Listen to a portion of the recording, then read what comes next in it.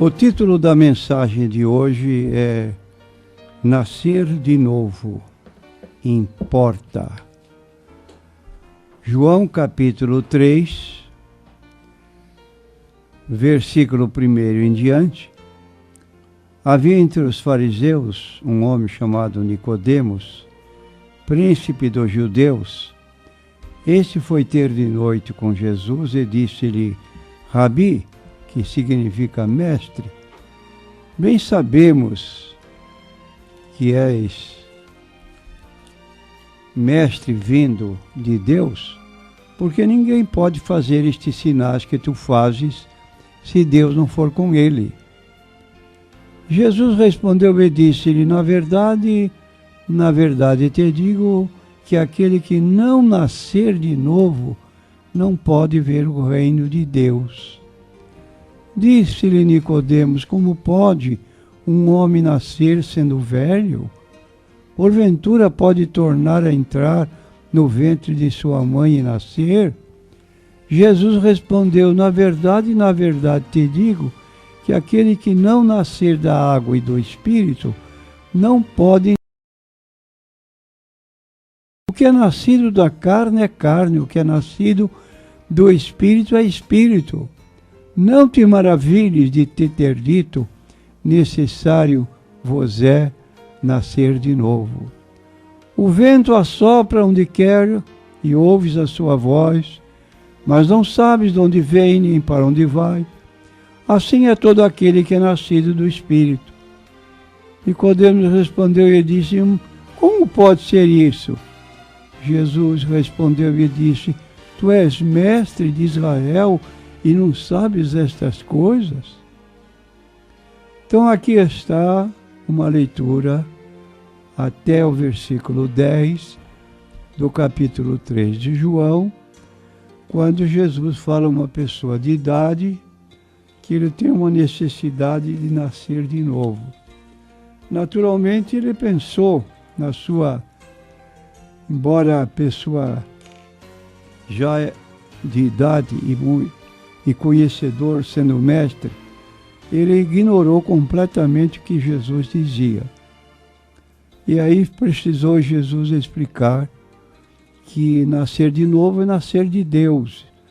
Enquanto a pessoa continua a mesma na sua personalidade física, ela recebe uma iluminação divina que ela vai viver uma vida dentro da vontade de Deus.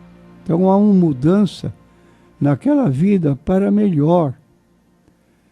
E é uma necessidade que ainda hoje é premente e mormente quando nós estamos aí um tempo de festividade carnavalesca, que essa palavra em si significa refrear nossos apetites físicos, com os quais todo ano ficamos refreando.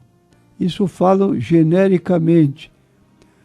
Agora no carnaval é carnavale, que significa carne ou seus apetites sem refreio. Mas a Bíblia recomenda ao contrário. A Bíblia é bem clara sobre a necessidade de uma pessoa nascer de novo para receber a vida eterna, para receber a salvação.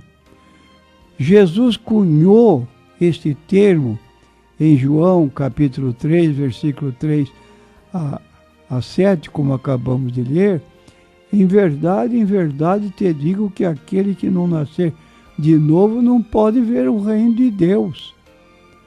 A nossa vida aqui no mundo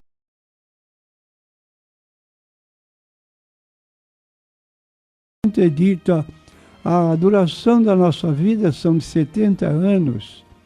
Se alguns pela sua robustez chegam a 80 ou 90 anos, o que passa daí é canseiro e enfado.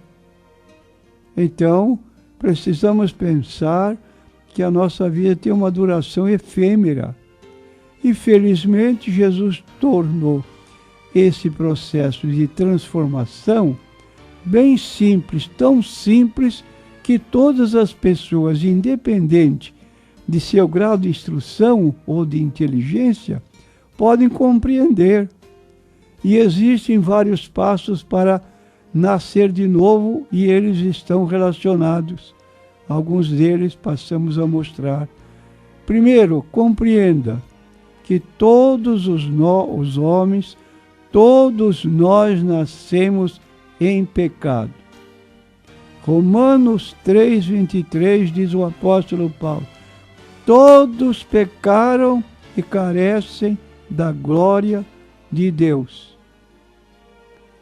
E ainda diz o mesmo escritor no capítulo 6, que o salário do pecado é a morte. Morte significa separação. Essa pessoa que viveu separada de Deus para dar satisfação aos seus apetites carnais, ela vai ficar separada de Deus por toda a eternidade. Então essa mensagem que todos os homens são pecadores pode ofender algumas pessoas, entretanto é uma verdade bíblica e é amplamente repetida nas Escrituras Sagradas, a Bíblia Sagrada, tanto no Antigo quanto no Novo Testamento. E isso significa que você, meu prezado ouvinte, não vá se ofender, mas estou apenas citando a Bíblia. Você é um pecador diante dos olhos de um Deus que é santo, que precisa punir todo pecado.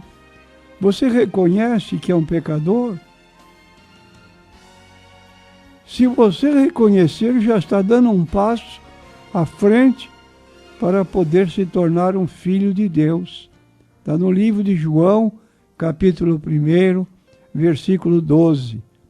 Jesus veio para os seus, que eram os judeus, mas os judeus não o receberam. Mas diz o texto, mas a todos quanto receberam a Jesus, deu-lhes o direito de serem chamados filhos de Deus. Então essa ideia de que todo ser humano é filho de Deus é errônea. Todos nós somos criaturas de Deus. No livro de Gênesis, o primeiro livro da Bíblia, capítulo 1, todos somos criação de Deus. Agora, podemos nos tornar filhos de Deus.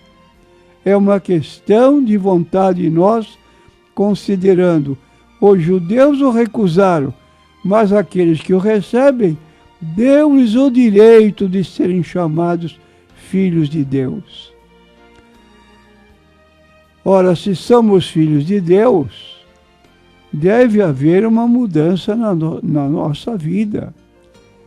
Se todos precisamos viver dentro do padrão que Jesus recomendou na sua palavra, a nossa vida há de ser uma vida diferente. E ninguém irá ao céu do mesmo forma que nasceu, tentando ser bom para merecê-lo. Como a Bíblia diz que milhões de pessoas estarão no céu, deve haver outro modo de chegar lá, além de tentar ser bom e suficiente. Concluindo, meu prezado ouvinte, permita-me dizer, você precisa arrepender-se dos seus pecados, desejar querer obter o perdão de Deus. Isso se chama arrependimento. E Jesus declarou em Lucas capítulo 13, versículos 1 a 3, quando lhe vieram trazer uma notícia infausta, falando a Jesus que um grupo de homens morreram por acidente quando uma torre caiu sobre eles e os esmagou. E eles trouxeram essa notícia dentro de uma colocação pessoal de que uma morte tão violenta de pessoas só podia representar um número de pecados tão enorme, tão grande, que a vida deles foi então cortada. Sabe qual foi a resposta de Jesus? Jesus não compactuou com essa ideia, mas ele disse para os seus ouvintes, se vos não arrependerdes, todos de igual modo perecereis. Então a palavra arrependimento significa que você se arrepende dos pecados passados e não quer pecar mais. Arrependimento significa o desejo de dar uma volta de 180 graus em sua vida. Você está andando numa direção, como um grupo de soldados, de militares que estão sendo treinados. Quando o dirigente, lá o sargento, declara meia volta, todos vêm em sentido contrário. Essa meia volta na nossa vida que precisa ser dada. Não significa que você nunca mais pecará, mas significa que o pecado será uma exceção na sua vida, não a regra.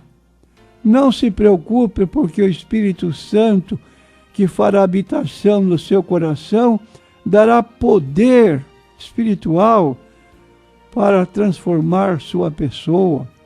Como diz o livro de Gálatas, que o Espírito Santo toma conta de nós, nos abençoa de modo que possamos viver dentro do padrão da sua palavra. E agora temos Jesus Cristo oferecendo seu sangue derramado no Calvário, onde morreu como um sacrifício substituto pelos seus pecados, pelos meus pecados, e eu diria genericamente, pelos nossos pecados ou pelos pecados de todo mundo. E agora está oferecendo vida eterna no céu para você, como um dom gratuito. Parece bom demais para ser verdade.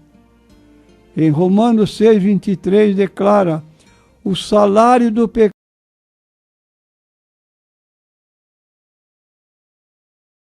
eterna em Cristo Jesus nosso Senhor. Então nós não pagamos porque ninguém podia pagar.